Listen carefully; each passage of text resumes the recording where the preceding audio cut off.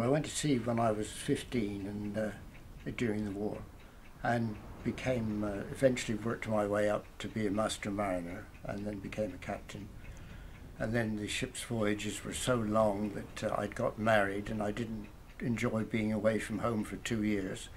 So I got a job as a Trinity House pilot on the Thames, working from Gravesend out to sea. But I always wanted to come back to Cornwall.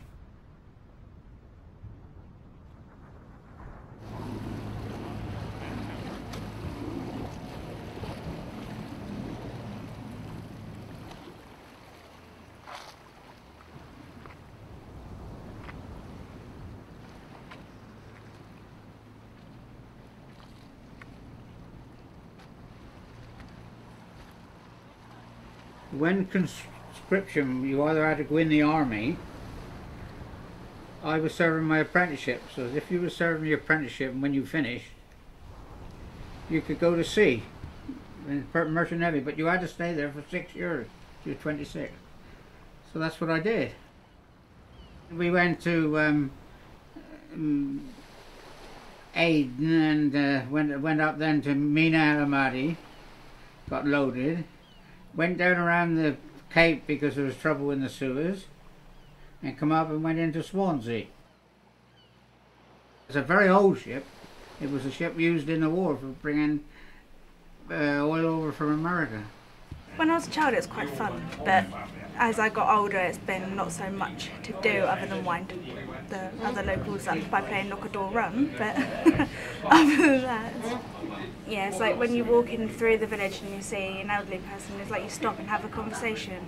Like that happens near enough every time you walk down the hill, but with the new holiday makers and everything coming in, it's just a bit of a high, and then just carry on walking. It doesn't feel the same as it used to.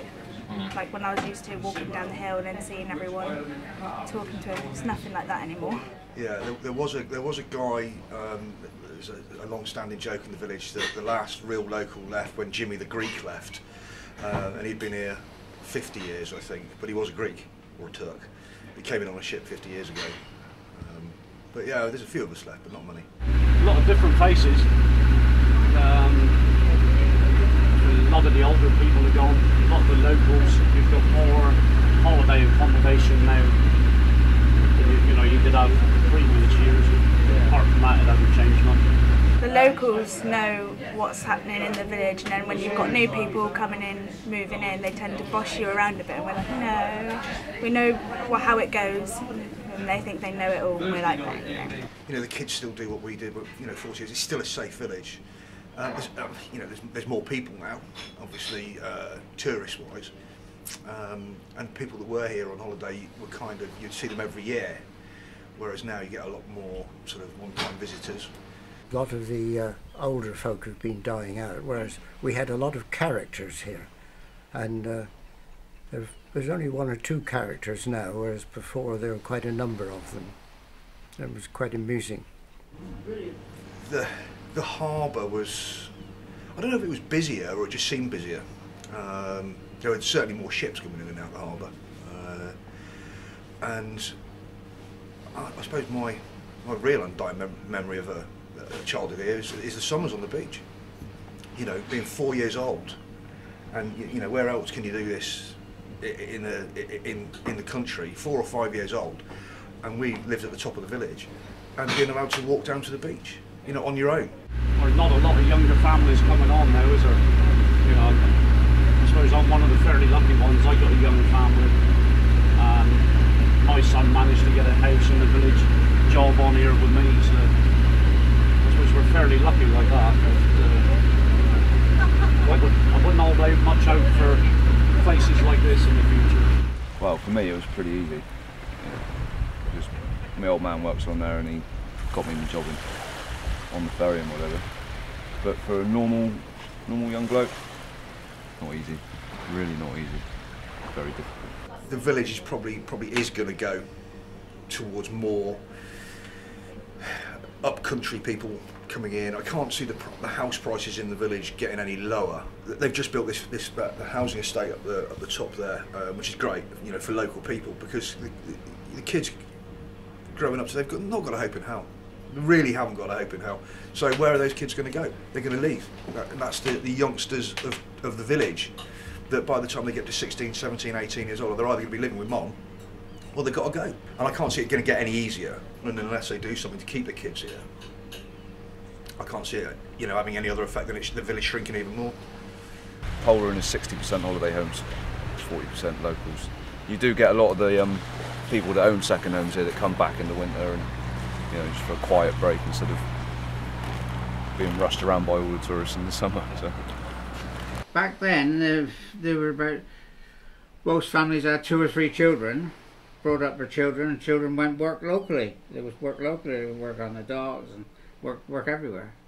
But as time's gone by, children have got more brains, really. They got more tuition. Oh yeah, when Americans come, we thought it was wonderful. What Americans had the Fowey Hotel. It was wonderful. They used to come over and go in the pub. And obviously, a little dime is a very little small, but a penny's quite heavy and in our pockets. And they used to come to the window of the pub and chuck it out, and we used to pick it up. It's a ghost town. It is boring, very boring. They got a thing called Kids Club for the kids, so they get out on a Friday night. We do get rough weather where we can't run at all, and then we do get some frosty weather where you can't even get out the village in the car. So yeah, we do have some extreme weather down here. Not so much by snow, just frost and stupidly strong winds. So I'll probably leave, but I'll come back because that's mainly where my home is. Whenever I go up country to visit like friends and family up there, it doesn't feel right. So when I come back, I know I'm home because of like the scenery and everything. I'm not used to big cities. I'm used to quiet, like little villages. It feels homey. love it too much. Same thing, different day, but it grows on you, and when you go away, you just can't wait to get back. I know a long time ago, I think it was a penny or something like that when they first started. And if you helped to row, it was only a rowing boat then apparently, and if you helped to row, you could go across for free. Great. That's way before my time.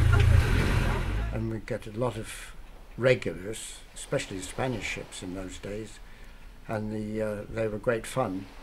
And the whole family would go aboard the ship and have a meal with the Spanish people. Then they would come to our homes and enjoy a meal in our homes, and we're still in touch with some of them.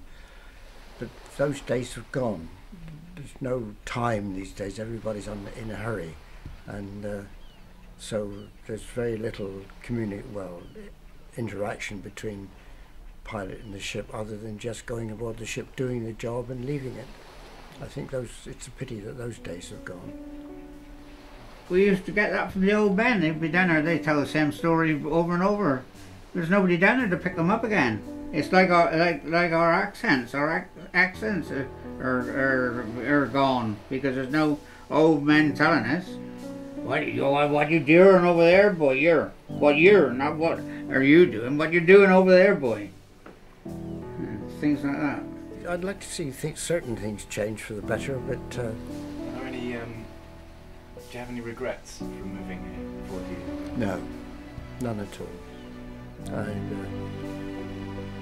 I've made lots of friends here, and it was a very interesting life piloting, and it was ship handling all the time, which I love doing.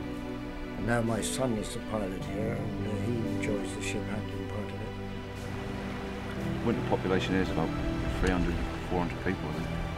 It's quite small. Yeah, and it survives. Yeah, we survive.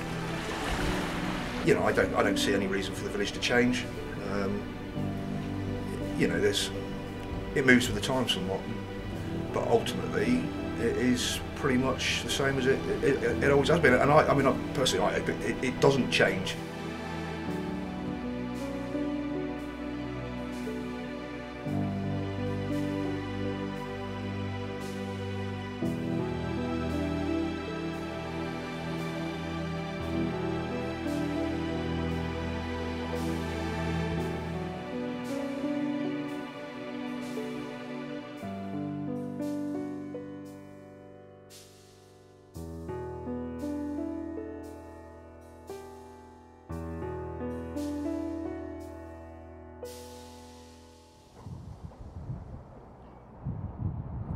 pretty set in my ways now, so I don't really look for much change.